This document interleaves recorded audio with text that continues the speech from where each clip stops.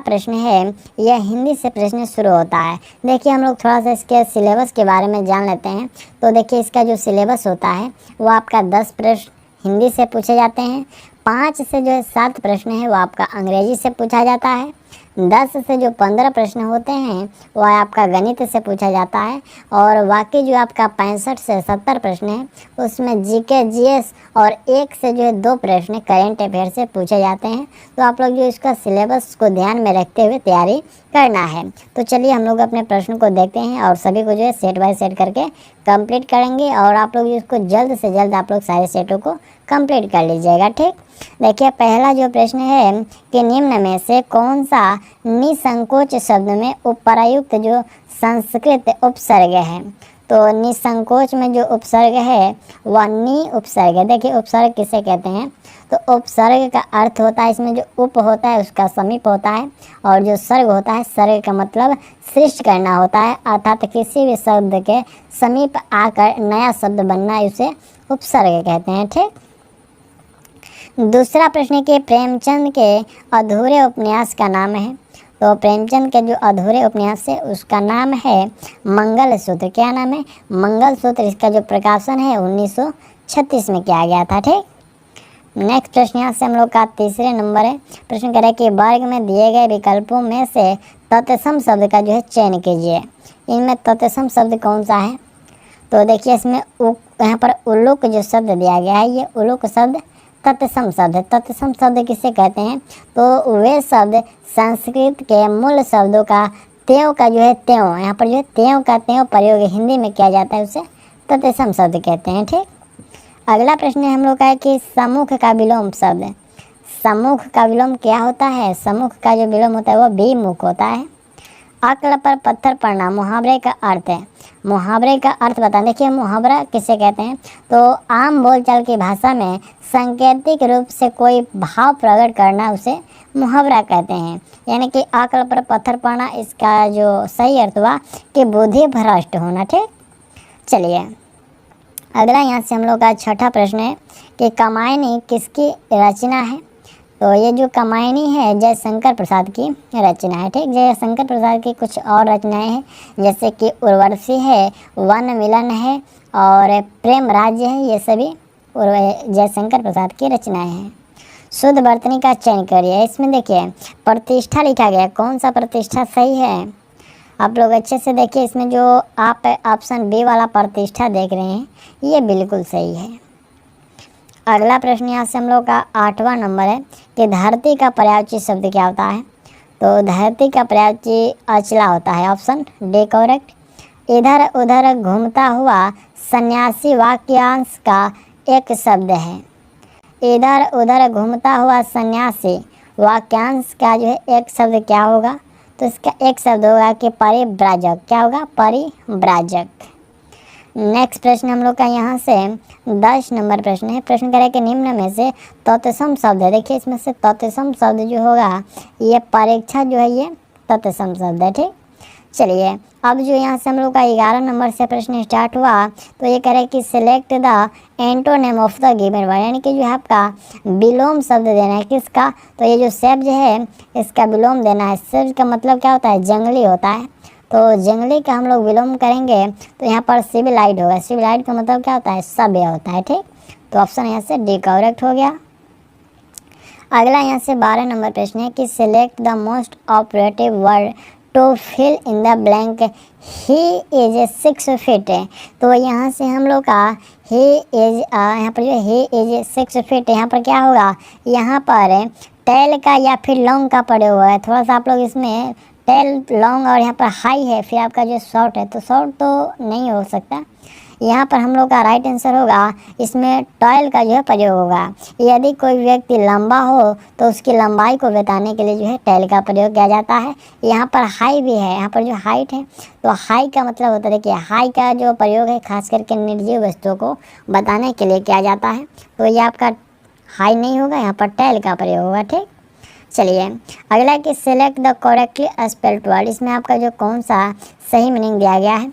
तो इसमें हम लोग का जो बी और एक्यूरेसी है, बी और एक्यूरेसी, इसमें ऑप्शन बी वाला सही है। बी और एक्यूरेसी का मतलब होता है नौकर शाही, जो कि ऑप्शन बी वाला का जो करेक्ट वर्ड पावर है ये सही है। चलिए नेक्स्ट प्रश्न यहाँ से 14 नंबर है। यह प्रश्न करें कि select the option that means the same as the given idioms. करें कि once in a blue moon, यहाँ पर जो ब्लू मून, तो इसका हम लोग का इसका मतलब क्या हुआ कि यदा कदा हुआ। तो इसका हम लोग सेम मीनिंग यदि देखेंगे तो यहाँ पर जो इनफ्रिक्वेंटली का मतलब क्या होता है, कभी कभी। ऑप्शन हम लोग का बी सही होगा।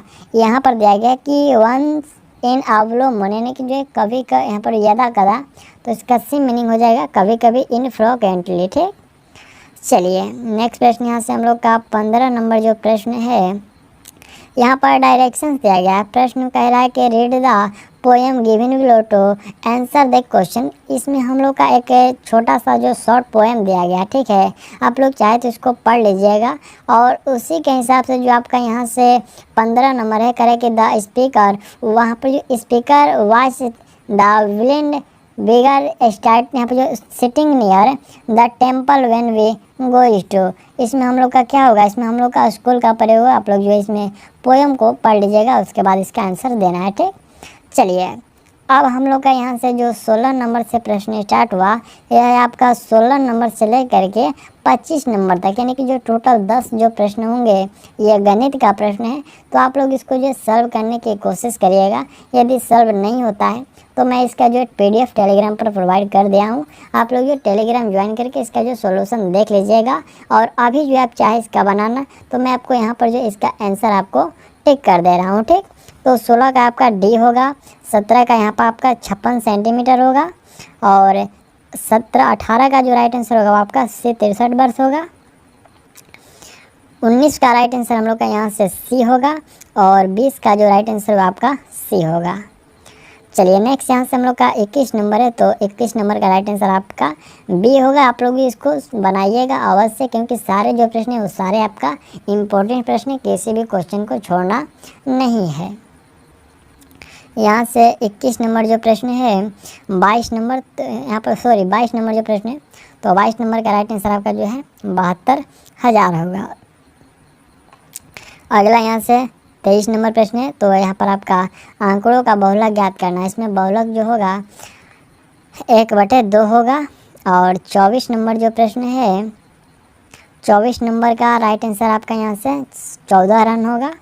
और 25 नंबर है, तो 25 नंबर का राइट आंसर हम लोग का यहाँ से 77,000 होगा। ठीक, तो यहाँ तक हम लोगों का जो मैथों का जो प्रश्न था ये हो चुका, और आप लोग इसको सॉल्व करिएगा। यदि कोई भी प्रश्न फंसे तो आप लोग जो टेलीग्राम पर या फिर कहीं भी जो आप लोग कमेंट जरूर करिएगा, मैं उसका जो सॉल्यूशन प्रोवाइड करने के लिए अवश्य तत्पर रहूँगा। ठीक, चलिए यहाँ से आपका 26 नंबर जो प्रश्न है कि अभिक्रिया H2O प्लस HCl, इसके बाद है H3O प्लस और प्लस में है Cl माइनस में, तो जल का आचरण कैसा है। इसमें जो जल है H2O, इसका आचरण पूछा गया कि कैसा है, तो इसमें जो है भस्म जैसा है। ठीक है, इसमें इस अभिक्रिया में जो जल है यह एक अभिक्रिया में जो है भस्म जैसा कार्य कर रहा है। ठीक, चलिए 27 नंबर प्रश्न है कि अपचायक वह पदार्थ है जो, देखिए अपचायक वह पदार्थ है जो इलेक्ट्रॉन का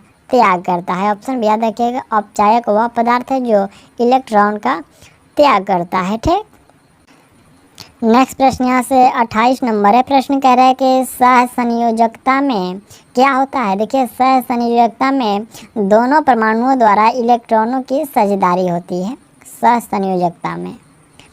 नेक्स्ट प्रश्न यहाँ से 29 नंबर है कि द्रव्यमान संरक्षण का नियम सत्य नहीं है।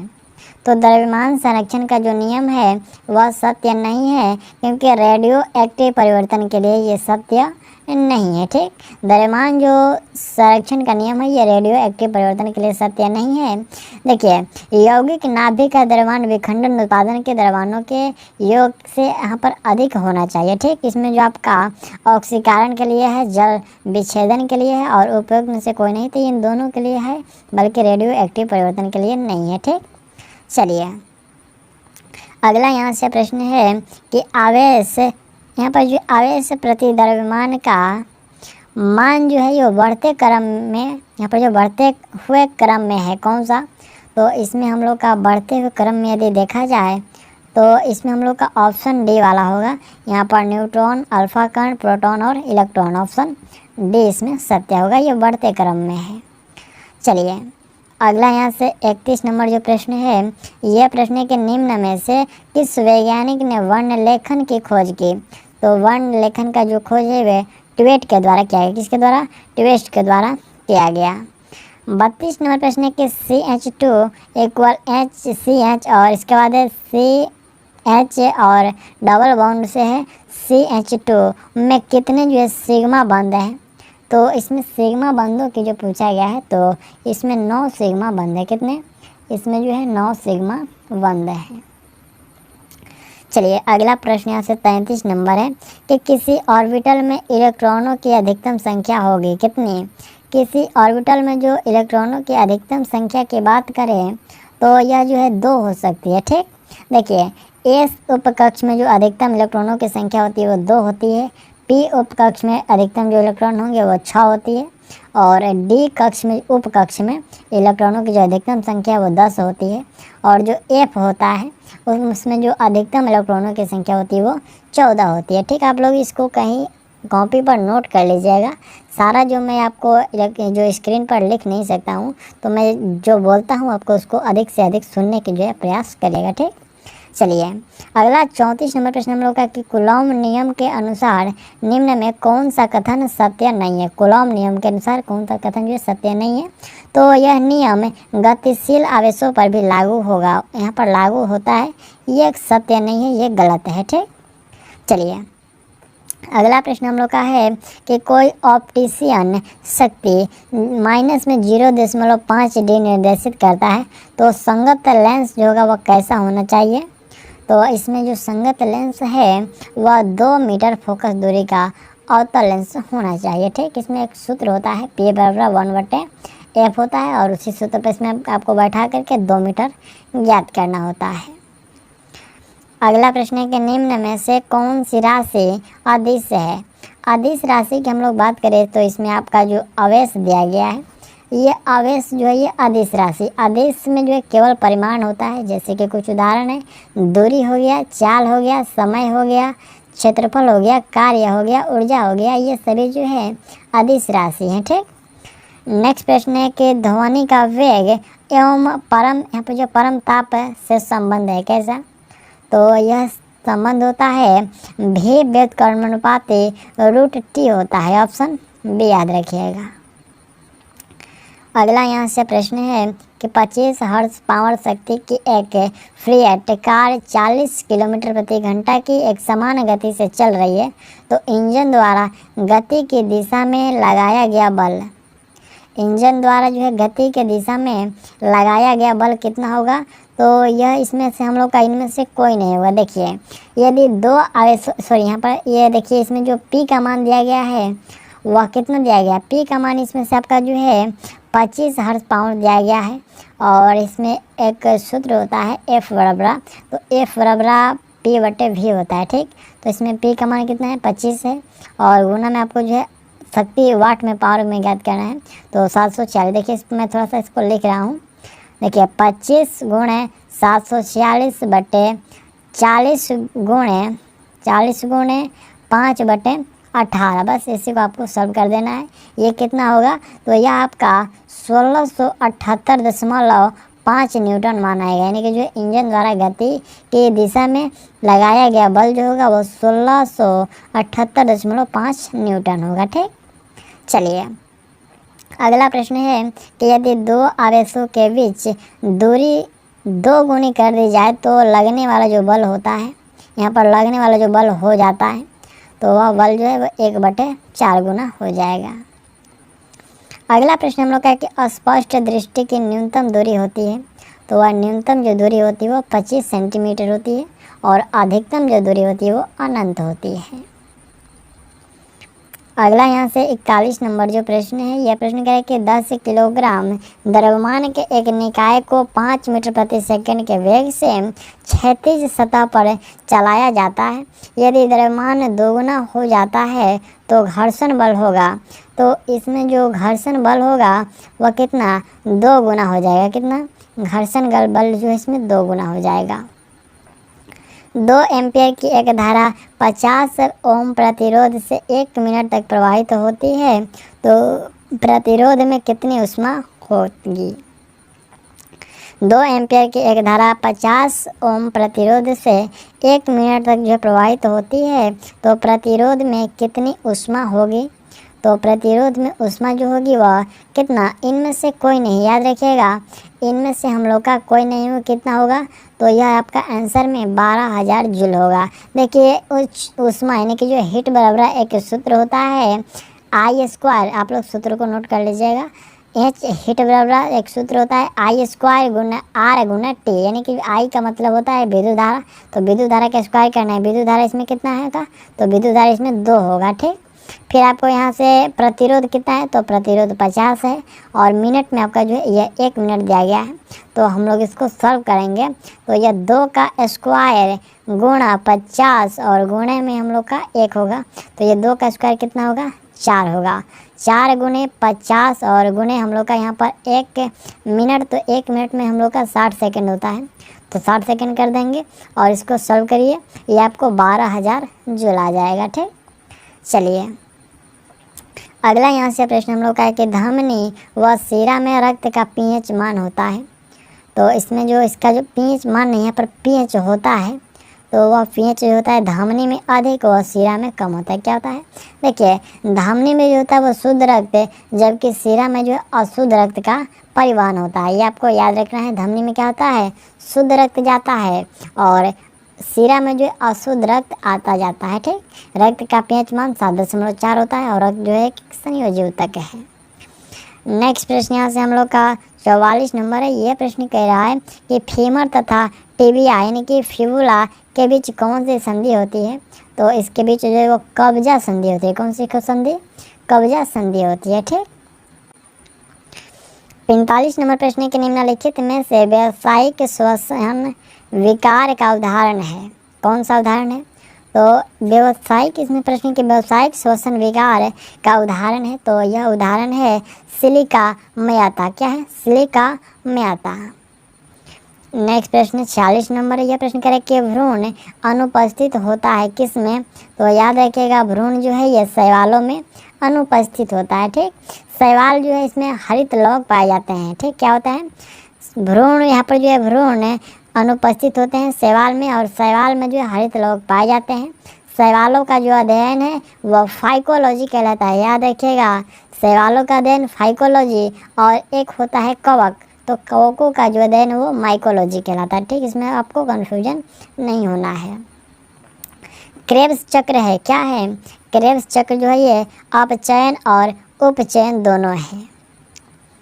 नेक्स्ट प्रश्न हम लोग का है कि पुरुषों में वृषकोष शरीर के बाहर क्यों होता है। प्रश्न ध्यान दीजिएगा, प्रश्न के पुरुषों में जो वृषकोष होते हैं, वृषण कोष होते हैं, वो बाहर क्यों होते हैं।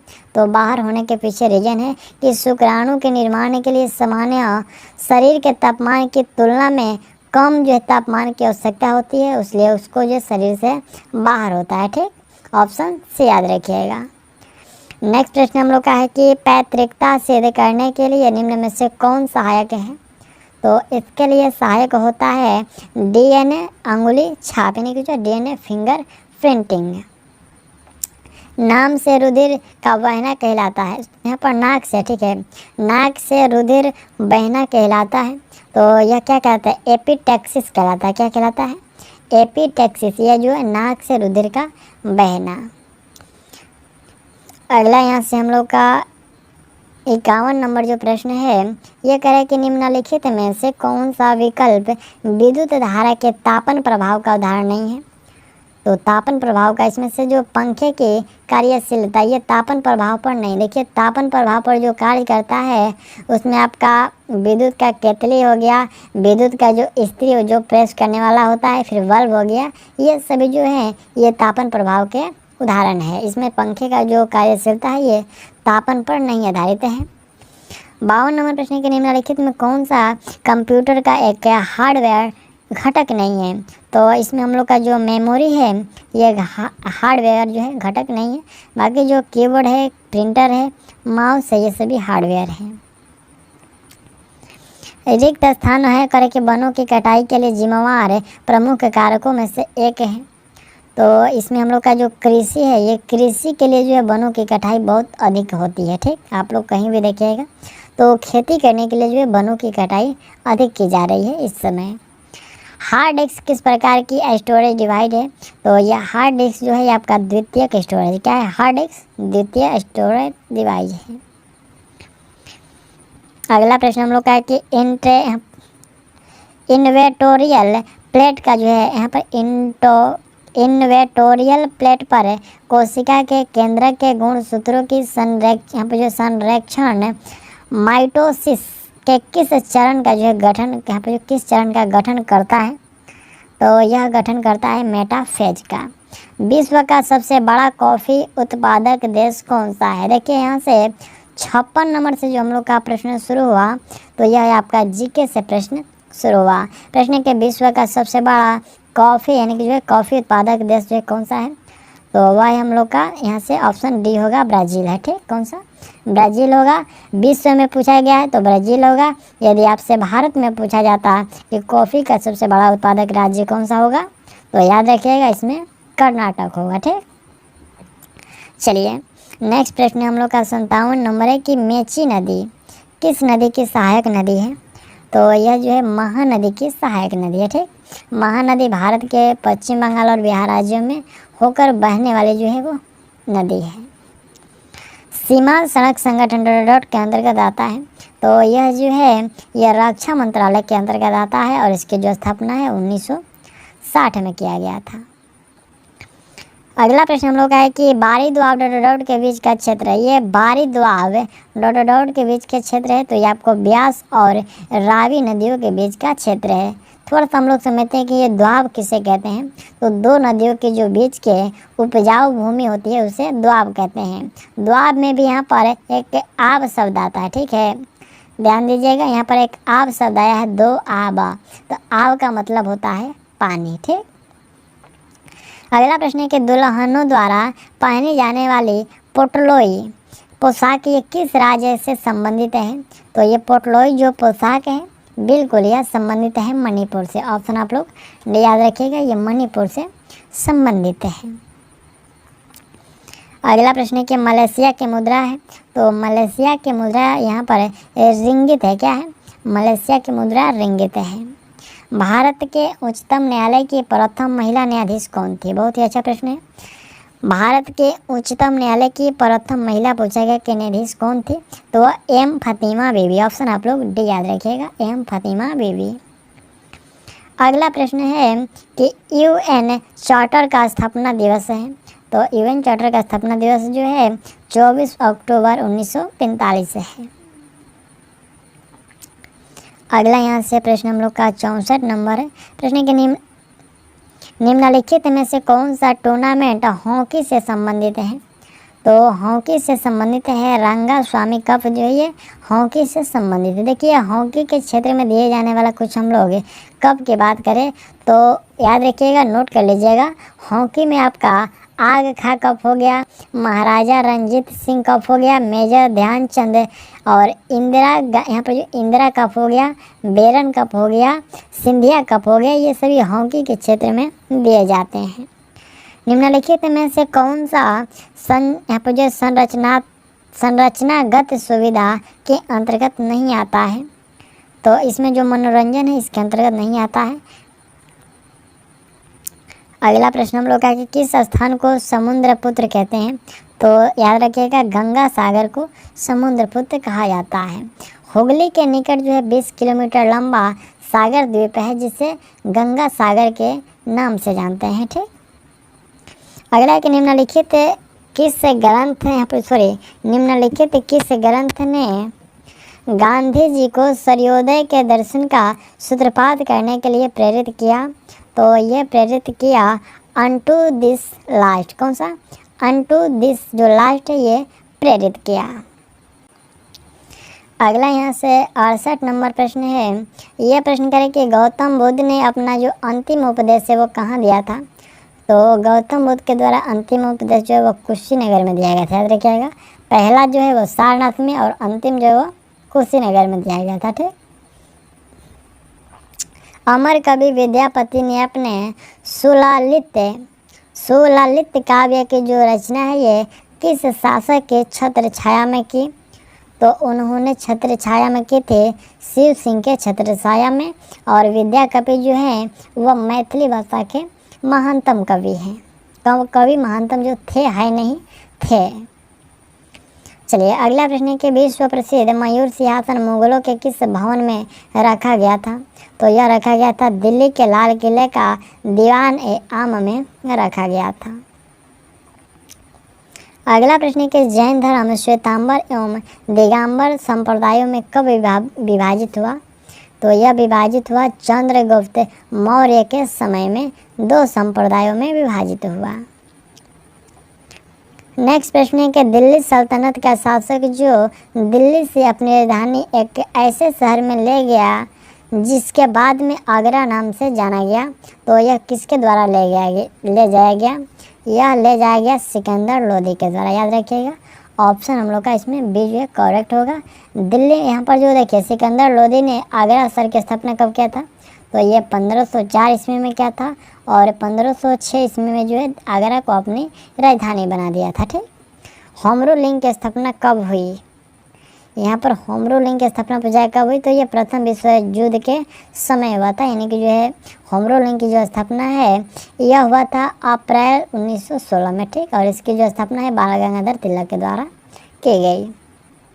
लेकिन यहाँ पर जो भारत में होमरू लिंक का जो जनक माना जाता है वो एनी बेसेंट को माना जाता है। अगला प्रश्न हम लोग है कि राजा साहू का जो प्रथम पेशवा कौन था। तो प्रथम पेशवा बालाजी विश्वनाथ था। अगला पॉइंट यहाँ से हम लोग का 75 नंबर है। करें कि सुभाष चंद्र बोस ने 1943 में आज़ाद हिंद फौज की कमान किस देश में संभाले। तो उन्होंने संभाले थे सिंगापुर में। देखिए आज़ाद हिंद फौज का जो गठन है वो 1 सितंबर 1942 को कैप्टन मोहन सिंह ने किया था, ठीक है, आपको याद रखना है। और सुभाष चंद्र बोस ने 1943 में आज़ाद हिंद फौज का कमान जो है सिंगापुर में संभाली थी। कब उन्होंने जो है कमान संभाला था, लेकिन गठन जो है वह कैप्टन मोहन सिंह ने की थी, ठीक। कब 1942 में, 1 सितंबर 1942 में। साल और सागौन सबसे महत्वपूर्ण डॉट पेन है। तो ये सबसे जो महत्वपूर्ण पेन है ये कैसे पेन है, ये पर्णपाती पेन है, ठीक। अगला प्रश्न हम लोग है कि किस भारतीय शहर के अंतर्राष्ट्रीय हवाई अड्डे का नाम डॉक्टर V.R. अम्बेडकर के नाम पर रखा गया है। तो यह रखा गया है नागपुर का। इनमें से कौन सा संगीत वाद्य यंत्र इंडो इस्लामिक मूल का नहीं है। तो इंडो इस्लामिक मूल का ये जो बीना आप देखते हैं यहाँ पर जो सरस्वती जी का पहचान है ये आपका इंडो इस्लामिक मूल का नहीं है। बीणा तंत्री वाद्यों का ये संरचनात्मक नाम है। और जो ये बीणा में सामान्यतः 4 तार होते हैं। यहाँ पर जो एक ऐसे करके 4 होता है तो ये संख्या होती है तारों की 4 है। अगला प्रश्न है कि 26 जनवरी 1930 को स्वतंत्रता दिवस के रूप में मनाने का जो निर्णय कांग्रेस के किस अधिवेशन में लिया गया था। तो यह लिया गया था लाहौर अधिवेशन में, ठीक। नेक्स्ट प्रश्न हम लोग का निम्नलिखित में से कौन सा युग्म सम्मिलित नहीं है। तो इसमें हम लोग का कौन सा सम्मिलित नहीं है। देखिए ये पूना सैनिक सभा जो कि फिरोजा शाह मेहता 1867 ये गलत है, ठीक है। पूना सैनिक जो सभा है ये आपको M.G. रनाडे के द्वारा 1867 में किया गया था, ये फिरोजा शाह मेहता के द्वारा नहीं। बाकी जो सर्वेंट ऑफ इंडिया सोसाइटी ये गोपाल कृष्ण गोखले ने 1905 में की थी। रामकृष्ण मठ स्वामी विवेकानंद ने 1887 में। और गदर पार्टी की जो स्थापना ये हरदयाल परमानंद और काशीराम 1913 में किए थे। और ये वाला जो पूना सैनिक के सभा है ये किए M.G. रनाडे 1867 में। सन सही है, इसमें जो नाम है वो गलत है। चलिए अगला प्रश्न कि विश्व का सबसे बड़ा डेल्टा सुंदरबन डेल्टा है जिसका क्षेत्रफल, तो सुंदरबन डेल्टा के जो क्षेत्रफल है वह 75,000 वर्ग किलोमीटर है और सुंदरबन डेल्टा जो है ये भारत और बांग्लादेश में विस्तृत है। अगला कि अरब सागर और फारस की खाड़ी जुड़े हुए हैं, तो यह दोनों जुड़े हुए हैं यहाँ पर जो हरमुज जलडमरू से जुड़े हैं। अगला प्रश्न हम लोग का कि निम्नलिखित में से कौन से स्थान का जो दैनिक तापांतर उच्चतम होता है, तो दिल्ली का जो दैनिक तापांतर है ये उच्चतम होता है। बद्रीनाथ किस नदी के तट पर बसा है, तो बद्रीनाथ जो है यह बसा हुआ है अलकनंदा नदी के तट पर। अगला प्रश्न हम लोग का कि टोम्बोलो स्थलाकृति का जो निर्माण ये किस प्रक्रम द्वारा होता है, तो यह होता है सागरीय जल प्रवृत्ति, यहाँ पर जो प्रवृत्ति के द्वारा। नेक्स्ट प्रश्न है कि यहाँ पर कॉकपिट ऑफ यूरोप किस देश को कहा जाता है, कॉकपिट ऑफ यूरोप किस देश को कहा जाता है, तो ये कहा जाता है बेल्जियम को। और प्यासी भूमि का देश किसको कहते हैं, याद रखिएगा ऑस्ट्रेलिया को कहते हैं। आग्नेयद्वीप कहते हैं आइसलैंड को। ठीक, नेक्स्ट प्रश्न यहाँ से हम लोग का 87 नंबर जो प्रश्न है, यह प्रश्न कह रहा है कि पहाड़ों के ढलानों पर मुख्य रूप से क्या उगाया जाता है, तो पहाड़ों के ढलानों पर जो मुख्य रूप से जो चाय की खेती होती है और भारत में जो सबसे अधिकतम चाय उत्पादक है वो असम है। ठीक, भारत में जो है दार्जिलिंग में जो है उत्तम किस्म के चाय, यदि आपसे पूछा जाए कि उत्तम किस्म के चाय का जो उत्पादन है वो भारत में कहाँ होता है, तो वो दार्जिलिंग में होता है। भटकल बंदरगाह ये किस राज्य में स्थित है, तो यह स्थित है कर्नाटक में। ठीक, अगला प्रश्न हम लोग का है कि किस प्रस्ताव को सरकार के विरुद्ध निंदा प्रस्ताव माना जाता है, तो सरकार के विरुद्ध जो है निंदा प्रस्ताव ये माना जाता है स्थगन प्रस्ताव को। यदि भारत के नियंत्रक महालेखा परीक्षक पर कदाचार तथा असमर्थता का जो आरोप लगाया जाता है तो वह पदच्युत होगा सांसद के दोनों सदनों के समावेशन पर वो पदच्युत होगा। अगला यहाँ से प्रश्न है कि निम्नलिखित किस अनुच्छेद में राज्यसभा को यह अधिकार है कि 2/3 बहुमत से किसी नई अखिल भारतीय सेवा को स्थगित करे, ये किस अनुच्छेद में वर्णित है, तो यह वर्णित है अनुच्छेद 312 में। निम्नलिखित में से किसका मूल संविधान में जो समावेश नहीं था, तो यहाँ पर मूल संविधान में समावेश नहीं था, ये किसका, तो राइट आंसर होगा ये मूल कर्तव्य का। ठीक, मूल कर्तव्य जो है ये 42वें संविधान संशोधन में इसको जोड़ा गया था। नेक्स्ट प्रश्न यहाँ से हम लोग का 93 नंबर जो प्रश्न है कि मैंग्रोव सावर किस राज्य के फलों को पकाने में सहायता करता है, मैंगो सरोवर जो है ये किस राज्य के फलों को पकाने में जो सहायता करता है, तो ये सहायता करता है कर्नाटक के फल पकाने में, कर्नाटक राज्यों में। अगला प्रश्न है कि किस संवैधानिक संशोधन विधेयक के द्वारा लोकसभा के कार्यकाल को 6 वर्ष से 5 वर्ष कर दिया गया, ये कौन से संवैधानिक संशोधन में, तो यह किया गया 44वें संवैधानिक संशोधन जो कि 1978 में हुआ था।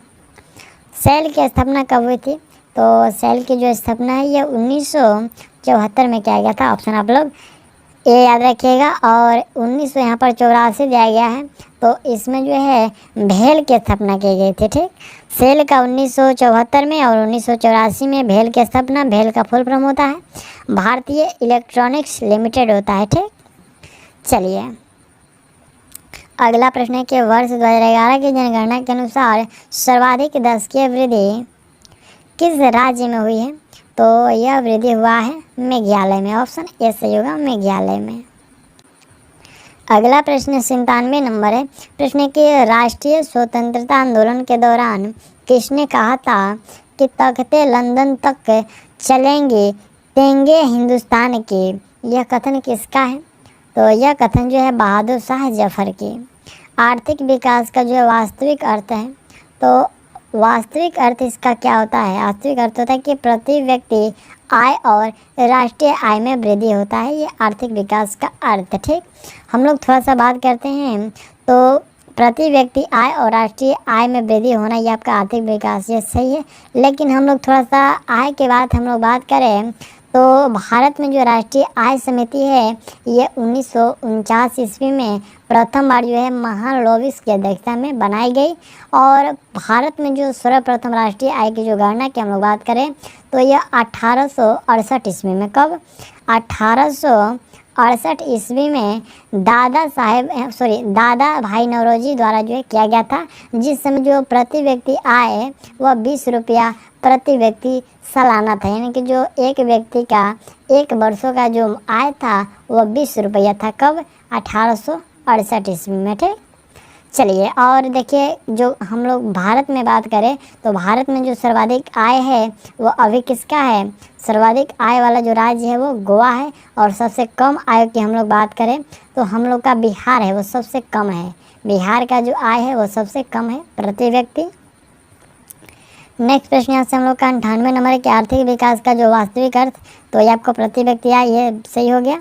और 99 नंबर प्रश्न के भारत में हिंदू वृद्धि दर किस विषय से संबंधित है, भारत में हिंदू वृद्धि दर जो ये किस विषय से संबंधित है, तो ये संबंधित है राष्ट्रीय आय से।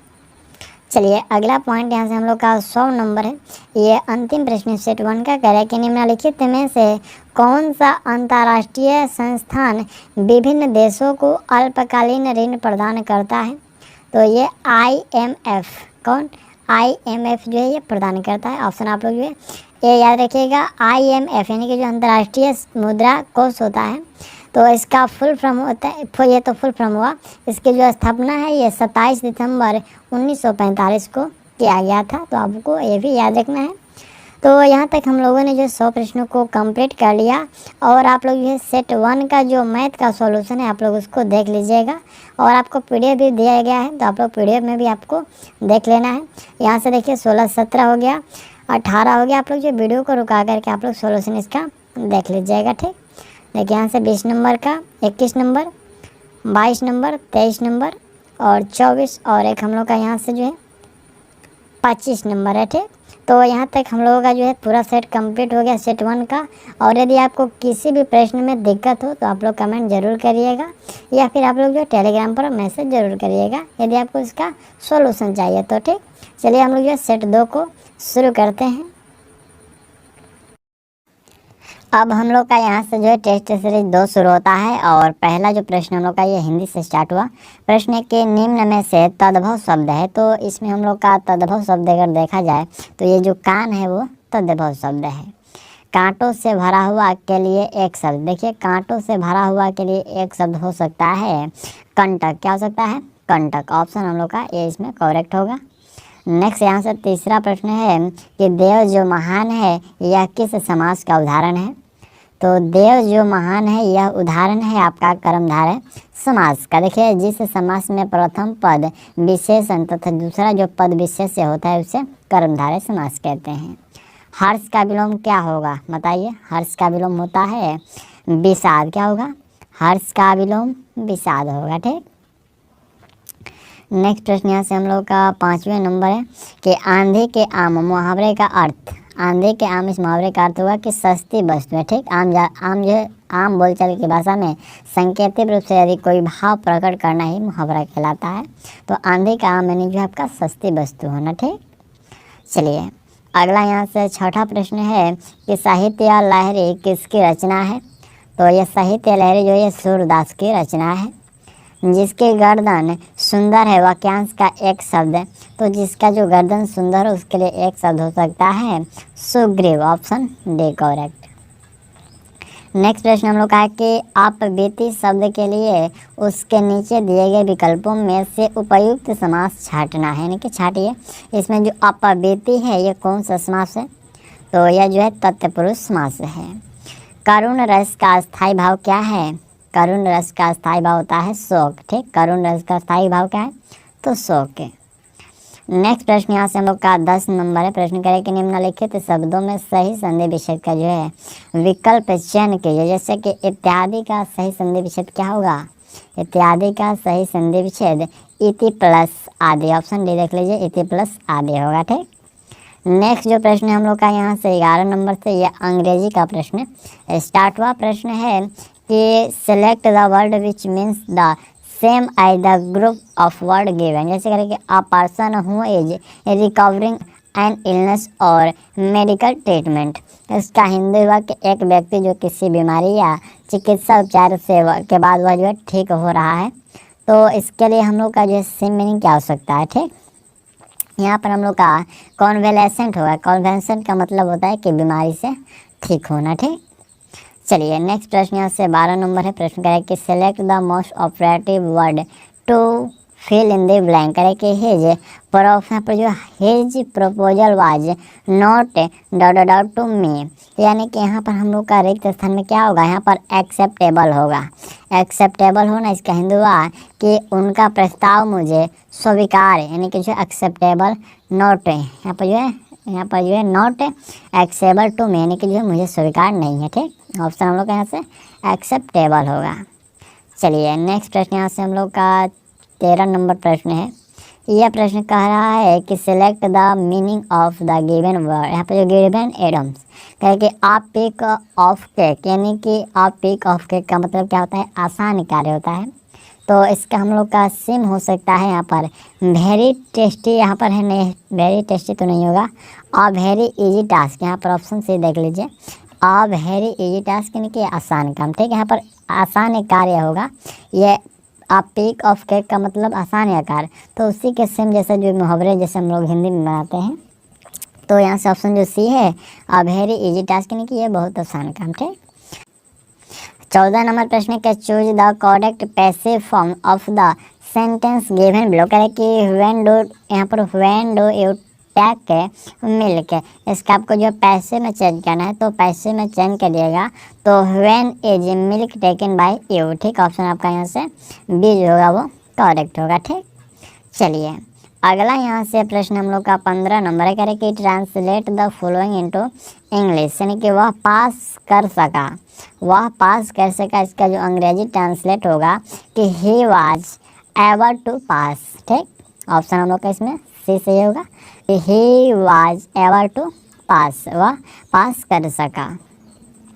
अगला यहाँ से हम लोग का जो 16 नंबर से प्रश्न है, तो ये आपका मैथ का प्रश्न है। आपको जो इसका PDF दे दिया गया है, आप लोग उसमें सॉल्व कर लीजिएगा। और अभी चाहे तो इसका आप लोग जो है आंसर देख लीजिए।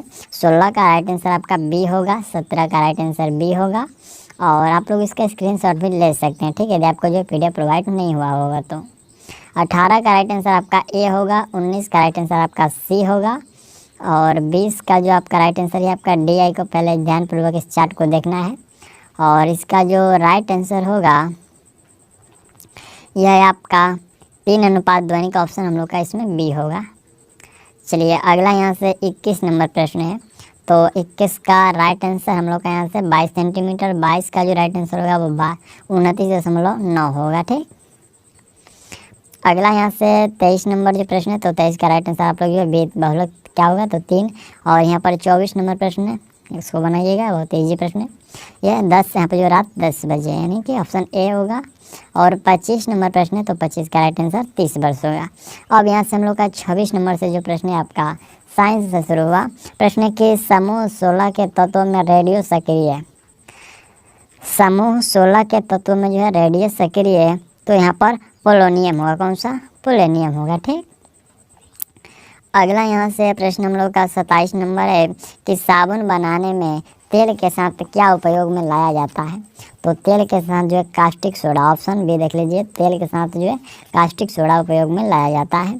संक्रमण आयन किसमें प्रकाश को अवशोषित करता है, तो यह अवशोषित करता है दृश्य क्षेत्र में। अगला यहाँ से 29 नंबर प्रश्न है कि निम्न में से कौन सा मिश्रण उदाहरणोपातन विधि द्वारा जो है पृथक किया जा सकता है, यहाँ पर जाता है। तो उदाहरणोपातन के विधि द्वारा जो इसको जो अलग किया जाता है, यहाँ पर HgCl2 प्लस NaCl है, इसके मिश्रण को जो है उदाहरणोपातन के द्वारा अलग किया जाता है। जैसे कि देखिए उदाहरणोपातन जो होता है जब कोई पदार्थ ठोस अवस्था से सीधे गैस अवस्था में जो बदल जाता है उसे उदाहरणोपातन कहते हैं। इसमें का जो कुछ एग्जाम्पल है, आयोडीन हो गया, आपका कपूर हो गया, अमोनिया क्लोराइड हो गया, ठोस कार्बन डाइऑक्साइड हो गया, इन सभी के जो मिश्रण होते हैं इसको उदाहरणोपातन विधि के द्वारा जो है अलग किया जाता है। सल्फर डाइऑक्साइड रंगीन वस्तुओं का जो है विरंजन करती है, तो यह विरंजन अपचयन के द्वारा, किसके द्वारा? अपचयन के द्वारा। नेक्स्ट प्रश्न यहाँ से 31 नंबर है प्रश्न के ग्रेफाइट और डायमंड के संबंध में कौन सा कथन सत्य है।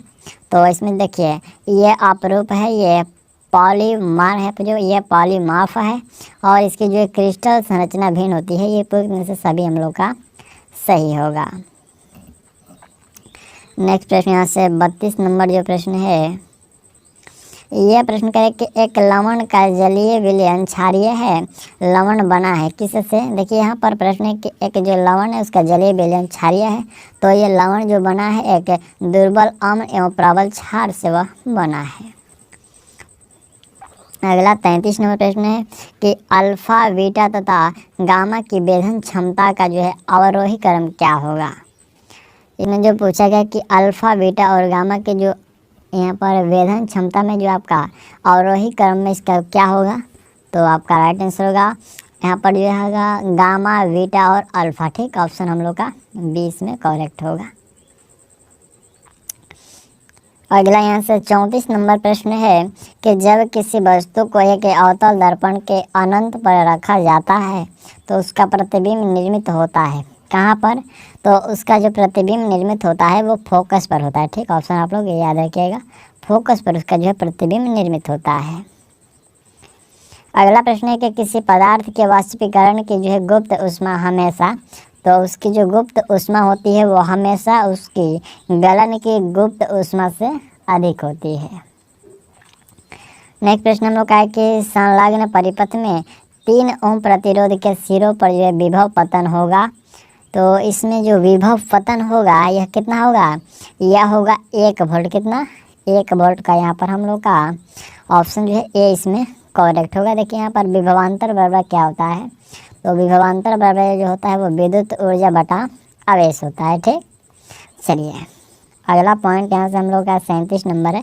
यह प्रश्न कह रहा है कि 12 सेंटीमीटर फोकस दूरी वाले अवतल दर्पण के सामने एक 4 सेंटीमीटर लंबी वस्तु रखी। यहाँ पर जो वस्तु जो कहाँ पर रखी जाए कि उसका 1 सेंटीमीटर लंबा प्रतिबिंब बने, तो इसको रखा जाना चाहिए कितना, 60 सेंटीमीटर की जो है दूरी पर उसको रखा जाना चाहिए। इसमें आवर्धन ज्ञात करना है, तो आवर्धन बराबर सूत्र होता है F बटा F माइनस यू होता है। इसमें जो है अवतल दर्पण के लिए होता है, तो इस पर आपको जो है पुट कर देना है मान, और आपको जो है इसका जो राइट आंसर होगा वह आपका 60 सेंटीमीटर आ जाएगा।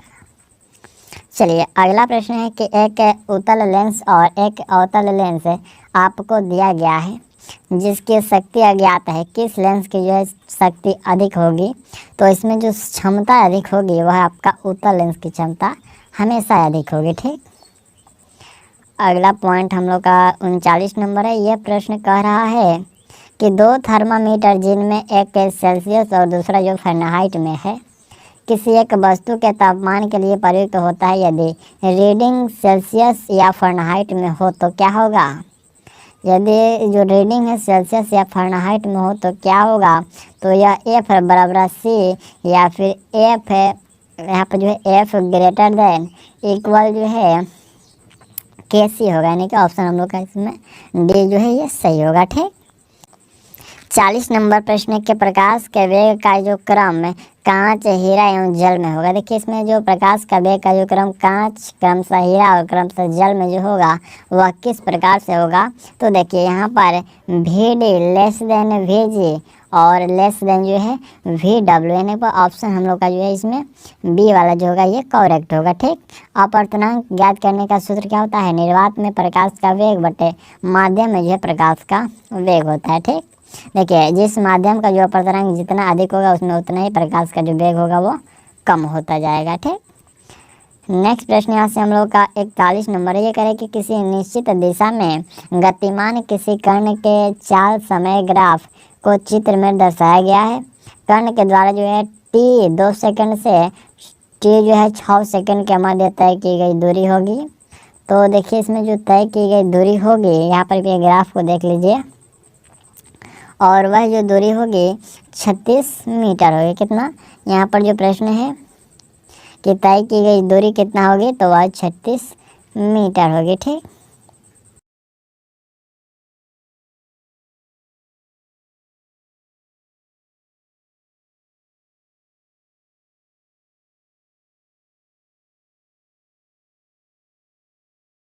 ये नहीं होता है, यह कथन जो है गलत है। ठीक, यह कथन सही नहीं है।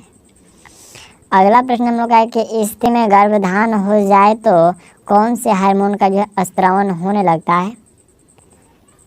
तो इसमें स्त्रावन जो होने लगता है, इसमें कोरियोनिक गोनाडोट्रोपिन नामक एक जो हार्मोन होता है उसका स्त्रावन होने लगता है। ठीक, नेक्स्ट है कि पेरिकार्डियम व हृदय के बीच कौन सा जो है तरल भरा रहता है। पेरिकार्डियम व हृदय के बीच जो कौन सा तरल भरा रहता है, तो इसमें जो है पेरिकार्डियल द्रव्य भरा रहता है। अगला प्रश्न है कि अधोलिखित में कौन सा विटामिन एवं उसकी जो है कमी से होने वाला रोग सम्मिलित नहीं है। इन चारों में से हम लोग का कौन सा सम्मिलित नहीं है, तो हम लोग का राइट आंसर होगा कि जो आपका राइबोफ्लाविन है ये बेरी, ठीक है, राइबोफ्लाविन की कमी से जो है बेरी नहीं होता है। इसकी कमी से जो होता है वह कीलेसेसिस रोग होता है। कौन सा रोग? कीलेसोसिस रोग होता है राइबोफ्लाविन की कमी से। ठीक, और बाकी जो कैल्सीफेरॉल है ये अतिरुगंता और नियासिन से जो है फ्लैगरा और यहाँ पर जो कोवालमिन से जो है संघातिक रक्त लपता होता है। ठीक, राइबोफ्लाविन से बेरी नहीं होता है। अगला प्रश्न है 46 नंबर के यहाँ पर किस फल में असली यानी कि ट्रू तथा नकली फलों के गुण यहाँ पर जो सम्मिलित हैं, तो सम्मिलित होते हैं काजू में। इसमें नकली और असली दोनों फलों का जो गुण सम्मिलित होता है। ठीक, निम्नलिखित में कौन सी प्रोटीन मूत्र के निर्माण में सहायक होती है। तो मूत्र के निर्माण में जो है एल्बुमिन प्रोटीन सहायक होती है। अगला यहाँ से प्रश्न हम लोग का 48 नंबर है। यह प्रश्न है कि जिगर में ग्लूकोज से ग्लाइकोजन के संश्लेषण को प्रेरित करने वाला यहाँ पर करने वाला प्रमुख हार्मोन किसके द्वारा जो है स्रावित होता है। तो यह स्रावित होता है अग्नाशय के द्वारा। कौन सा पक्षी उड़ नहीं सकता है, इनमें से कौन सा पक्षी जो उड़ नहीं सकता है। तो याद रखिएगा जो ये एमो पक्षी है ये उड़ नहीं सकता है। ठीक, अगला प्रश्न 50 नंबर है कि इनमें से कौन सा पुरुषों में पाया जाता है। तो पुरुषों में जो है वह वाई गुणसूत्र पाया जाता है। ठीक, मनुष्य में जो है 23 जोड़े गुणसूत्र पाए जाते हैं, जिसमें से जो 22 जोड़े होते हैं वो ऑटोसोम्स तथा एक जोड़े जो होते हैं वो सेक्स क्रोमोसोम होते हैं। ठीक, नेक्स्ट है कि इनमें से किसे सी लैंग्वेज को विकसित करने का श्रेय दिया जाता है। तो ये श्रेय दिया जाता है डेनिस रिची को। अगला प्रश्न है कि होमोसेपियंस शब्द किसके द्वारा दिया गया था। तो यह होमोसेपियंस जो शब्द है सी लिनियस के द्वारा दिया गया था।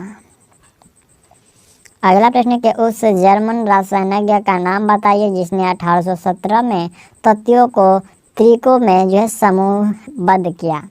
किसने समूहबद्ध किया? तो यह किया गया था जोहान वॉल्फगैंग डोबेरिनर के द्वारा किया गया। अगला प्रश्न हम लोग का है कि जिप्सम को 373 केल्विन पर गर्म करने पर यह जल के अणुओं को अलग कर देता है और कैल्शियम सल्फेट हेमीहाइड्रेट बन जाता है। इस पदार्थ का उपयोग खिलौने बनाने, सजावट का सामान बनाने और जो सतह को चिकना बनाने के लिए किया जाता है। इस पदार्थ को आमतौर पर किस नाम से जाना जाता है?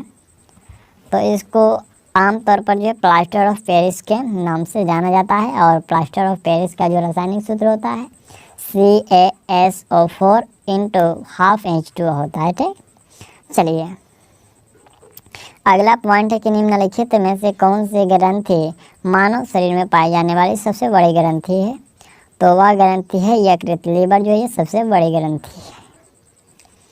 अगला प्रश्न है कि राज्य कोषीय उत्तरदायित्व और बजट प्रबंधन अधिनियम वर्ष ... में पेश किया गया था। तो यह अधिनियम पेश किया गया था 2003 में। ठीक, अब यहाँ से हम लोग का जो 56 नंबर से प्रश्न है यह आपका जीके से जो प्रश्न स्टार्ट हुआ। चलिए अगला यहाँ से 57 नंबर जो प्रश्न है यह प्रश्न करे कि अर्थशास्त्र के संदर्भ में SLR का पूर्ण रूप क्या है, यानी कि इसका फुल फॉर्म क्या है। तो इसका फुल फॉर्म होता है स्टैट्यूटरी लिक्विड, यहाँ पर जो है लिक्विडिटी रेशियो होता है। ठीक, ऑप्शन आपका डी याद रखिएगा। और अगला यहाँ से प्रश्न है कि 1929 की जो महामंदी इनमें किस क्षेत्र में शुरू हुई थी। तो ये जो 1929 की महामंदी है यह आपका उत्तरी अमेरिका में शुरू हुआ। लखनऊ कढ़ाई की किस में यहाँ पे जो किस पारंपरिक कला के लिए प्रसिद्ध है? लखनऊ कढ़ाई जो ये किस पारंपरिक कला के लिए प्रसिद्ध है? तो ये प्रसिद्ध है चिकनकारी के लिए। अगला यहाँ से 60 नंबर प्रश्न है कि उत्तर प्रदेश में निम्नलिखित में से कौन सा स्मारक नहीं है? तो याद रखिएगा यहाँ पर सफदरजंग का जो मकबरा है ये उत्तर प्रदेश में नहीं है, ये कहाँ है? दिल्ली में है। ठीक, निम्नलिखित में से कौन सी नदी अफ्रीका में नहीं है? तो अफ्रीका में नहीं, देखिए अमेजन जो नदी है ये अफ्रीका में नहीं है। अमेजन नदी का जो उद्गम है पेरू में एंडीज पर्वत से होता है। अगला प्रश्न है कि किस देश में दुनिया का सबसे लंबा लिखित संविधान है? तो सबसे लंबा लिखित संविधान की बात करें तो हम लोग का भारत का है। ठीक, सतीश धवन अंतर्राष्ट्रीय केंद्र श्रीहरिकोटा ये किस राज्य में स्थित है? तो यह जो है आंध्र प्रदेश में है। अगला यहाँ से प्रश्न हम लोग का 64 नंबर है कि निम्नलिखित में से कौन सा राष्ट्रीय उद्यान भारत में नहीं है? इनमें से कौन सा जो राष्ट्रीय उद्यान भारत में नहीं है? तो हम लोग का इसमें जो संदूर राष्ट्रीय उद्यान, देख लीजिए संदूर राष्ट्रीय उद्यान जो ये पाकिस्तान के खैबर दरे क्षेत्र में स्थित है। ठीक, हम लोग का ये भारत में नहीं है। कौन जल पट्टिका भारत और श्रीलंका को अलग करती है? तो भारत और श्रीलंका को जो अलग करती है पाक जल डमरू, यानी कि जो पाक स्ट्रेट जो होता है स्ट्रेट जो अलग करती है भारत और श्रीलंका को। अगला यहाँ से प्रश्न हम लोग का है कि हरिपुरा जहाँ भारतीय राष्ट्रीय कांग्रेस का वार्षिक अधिवेशन 1938 में सुभाष चंद्र बोस की अध्यक्षता में हुआ था वह निम्नलिखित में किस राज्य में है? तो ये जो हरिपुरा देख रहे हैं ये हरिपुरा गुजरात में है। वीरों का कैसा हो बसंत के रचयिता कौन है? वीरों के कैसा हो बसंत इसके जो रचयिता हैं वह सुभद्रा कुमारी चौहान है। ऑप्शन डी याद रखिएगा, सुभद्रा कुमारी चौहान है। और नेक्स्ट प्रश्न यहाँ से हम लोग का 68 नंबर ये करें कि निम्नलिखित में से किस बादशाह के अंतर्गत मुगल सेना में सर्वाधिक हिंदू सेनापति थे? तो सर्वाधिक जो थे वो औरंगजेब के समय में थे। सर टॉमस मुनरो भू राजस्व बंदोबस्त से संबंध है, तो उनका जो संबंध है वह रेतावाड़ी बंदोबस्त से संबंध है सर टॉमस मुनरो का। अगला प्रश्न है कि बुद्ध की मृत्यु के पश्चात प्रथम बौद्ध समिति का अध्यक्षता की गई, तो यह किसके द्वारा यह अध्यक्षता की गई? महाकश्यप के द्वारा। याद रखिएगा प्रथम बौद्ध संगति जो है 483 ईस्वी पूर्व राजगृह में हुआ था और इस समय जो है आजाद शत्रु का शासनकाल था। प्रथम बौद्ध संगति के जो अध्यक्ष थे वो महाकश्यप थे। ठीक, चलिए अगला है कि विश्व रेडियो दिवस कब मनाया जाता है? तो रेडियो दिवस यह 13 फरवरी को मनाया जाता है। अगला प्रश्न हम लोग का है कि वाटरलू के युद्ध 1815 ईस्वी में, यहाँ पर आपको ईस्वी भी मेंशन कर दिया गया है कि वाटरलू के जो युद्ध है ये 1815 ईस्वी में किस महान योद्धा का जो है अंतिम रूप से पतन हुआ? तो इसमें पतन हुआ नेपोलियन बोनापार्ट का। 1946 ईस्वी के 9 सैनिक विद्रोह के बहादुरों को आत्मसमर्पण के लिए किसने तैयार किया था? तो यह तैयार किया गया था जिन्ना और पटेल को। यहाँ पर जो किसने तैयार किया था? तो सैनिकों को जो है जिन्ना और पटेल ने तैयार किया था। अगला प्रश्न है कि महात्मा बुद्ध ने पाटलिपुत्र के विनाश के कारणों की भविष्यवाणी की थी, उसमें से सम्मिलित थी कौन सी? तो उसमें से आपका बाढ़ है, अग्नि है और आंतरिक कला, इन सभी को जो है सम्मिलित किया गया है। चीनी यात्री फयान निम्नलिखित में से शासनकाल में भारत आया था, यानी कि किसके? तो वह चंद्रगुप्त द्वितीय के शासनकाल में जो चीनी यात्री फयान भारत आया था। अगला प्रश्न है कि भारतीय ध्वज के डिजाइन का जो श्रेय इनमें से किसे दिया जाता है? तो यह जो श्रेय है पिंगले वेंकैया को दिया जाता है। ठीक, और झंडा समिति जो के अध्यक्ष कौन थे? तो जेवी कृपलानी थे।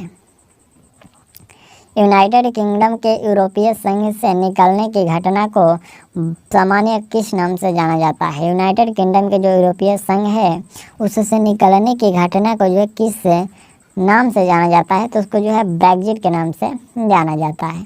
ऑप्शन बी याद रखिएगा, ब्रेग्जिट के नाम से। अगला प्रश्न कि भारत की इनमें से कौन सी नदी पूर्व से पश्चिम की ओर बहती है? तो वह नदी है नर्मदा। अगला पॉइंट यहाँ से प्रश्न है कि राष्ट्रीय गान प्रथम बार जो कांग्रेस के किस अधिवेशन में गाया गया, तो यह गाया गया कोलकाता अधिवेशन 1911 में। स्वतंत्र भारत में प्रथम मुद्रा का जो अवमूल्यन प्रथम बार किस वर्ष में किया गया, तो मुद्रा का जो अवमूल्यन है यह प्रथम बार किया गया 1949 में। अगला प्रश्न है कि भारत के कोरोमंडल तट पर सर्वाधिक वर्षा होती है, तो किस माह में ये कोरोमंडल तट पर जो अक्टूबर नवंबर में अत्यधिक वर्षा होती है।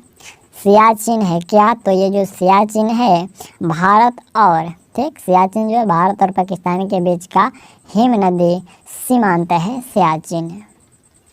अगला प्रश्न हम लोग का है कि जफना प्रायद्वीप और श्रीलंका के मुख्य भूमि को जोड़ने वाले पास का नाम क्या है, तो उसका नाम है एलिफेंटा पास।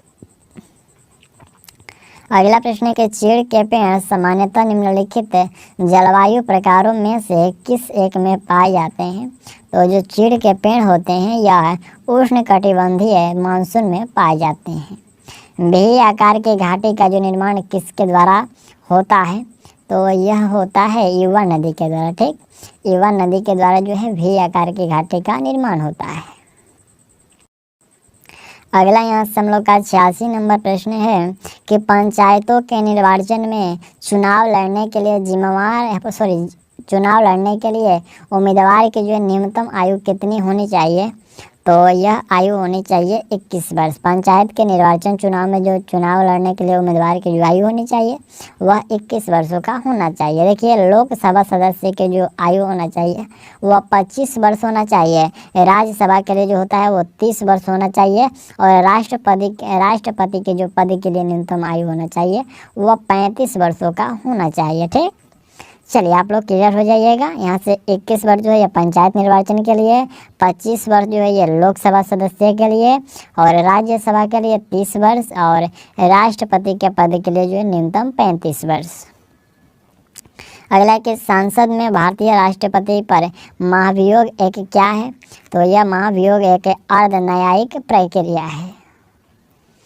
अगला प्रश्न है कि संसद के दोनों सदनों द्वारा अनुमोदन किए जाने पर उस तारीख से कब तक जो है आपातकाल प्रवर्तन में रह सकता है, तो यह जो है 6 माह तक रह सकता है। चकमा निम्न में से किस शरणार्थी हैं, तो चकमा जो है यह बांग्लादेश के शरणार्थी हैं। अगला प्रश्न है कि अर्थशास्त्र के लिए नोबेल पुरस्कार सन 1967 में स्थापित किया गया था, परंतु सर्वप्रथम जो है पुरस्कार किस वर्ष प्रदान किया गया, तो यह प्रदान किया गया 1969 में। कब? 1969 में।